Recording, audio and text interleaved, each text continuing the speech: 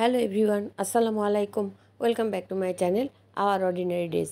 আজকের রেসিপি কচু তরকারি রান্না। এটা একটা বিশাল মান কচু ছিল, অনেক বড়, একটা মানুষের সমান। সেই কচু আজকে আমি কেটে রান্না করছি। এই মান কচু আমি ভালোভাবে কেটে পরিষ্কার করে নিয়েছি, তারপরে ধুয়ে নিয়েছি। এখন আমি চুলায় দিয়েছি, অল্প পানি দিয়ে আমি সিদ্ধ করে নেব। এখন একটা ঢাকনা দিয়ে ঢেকে দিব আর মানকচুটা সিদ্ধ দিয়ে ছেঁকে নেব। চুলায় একটা কড়াইয়ে পরিমাণ মতো তেল দিয়েছি, তার মধ্যে চিংড়ি মাছ দিয়েছি। তার মধ্যে লবণ এবং হলুদ দিয়ে চিংড়ি মাছটা আমি একটু ভেজে নেব।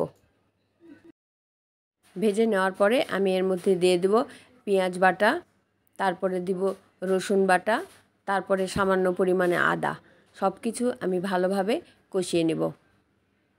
তারপরে দিয়ে দেব সামান্য পরিমাণে জিরা বাটা। কচু তরকারিতে পেঁয়াজ, আদা, রসুন, জিরা এগুলি দিলে খেতে খুব ভালো লাগে। অল্প পরিমাণে পানি দিয়ে আমি এই মশলাগুলো ভালোভাবে কষিয়ে নেব। এখন দিয়ে দিচ্ছি মরিচের গুঁড়া। মরিচের গুঁড়া দিয়ে আবারও আমি ভালোভাবে নাড়া দিয়ে দেব। মশলা এমনভাবে কষিয়ে নিব যাতে মশলা দিয়ে ভাজা ভাজা ঘ্রাণ বের হয়। এখন দিয়ে দিচ্ছি নারিকেল। আমি আজকে নারিকেল দিয়ে কচু তরকারি রান্না করব। এটা মান কচু ছিল। নারিকেল দিলে এই কচু তরকারি খেতে আরও ভালো লাগে। আর একটু লবণ আমি দিয়ে নিলাম। আমার মনে হয়েছে লবণ একটু কম হবে, এই কারণে একটু লবণ দিয়ে নিয়েছি। মশলাটা ভালোভাবে কষানোও হয়ে গেছে। এখন দিয়ে দিব সিদ্ধ করে রাখা কচু তরকারি। এই কচু তরকারিতে কোনো গলা চুলকায় না, সেই কারণে আমি এই কচু তরকারিতে কোনো লেবু বা তেঁতুল কিছুই দেব না। সব কচু তরকারি মশলার মধ্যে দিয়ে ভালোভাবে নাড়া দিয়ে দিব। তারপরে একটা ঢাকনা দিয়ে ঢেকে দেবো। অফ ক্যামেরাতে আমি কয়েকবার নাড়া দিয়ে দিয়েছি। এই নাড়তে নাড়তে এই কচু তরকারিগুলো একদম ভেঙে যাবে। কচু তরকারি ভালোভাবে সিদ্ধ হয়ে গেলে একটা ডাল ঘুটনি দিয়ে ঘেঁটে দিলে একদম মিহি হয়ে যাবে, আর কচু তরকারি আস্তে আস্তে থাকবে না। কচু তরকারি একটু পর পর নাড়া দিতে হবে, কারণ নিচে পোড়া লেগে যেতে পারে।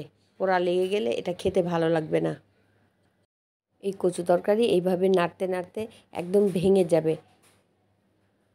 এই তরকারিতে কোনো পানি থাকবে না, শুকনো হবে।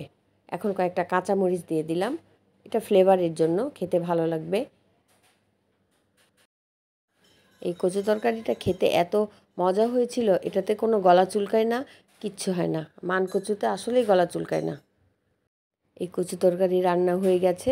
সবশেষে আমি জিরার গুঁড়া দিয়ে দেব। জিরার গুঁড়া দিয়ে উঠিয়ে নেব। ভিউয়ার্স, কেউ যদি এই কচু তরকারির রেসিপি পছন্দ করে থাকেন তাহলে প্লিজ একটা লাইক দেবেন, সাবস্ক্রাইব করবেন, আর পাশে থাকা বেল আইকন বাটন অন করে রাখবেন। সবাই ভালো থাকবেন, সুস্থ থাকবেন। আল্লাহ হাফেজ।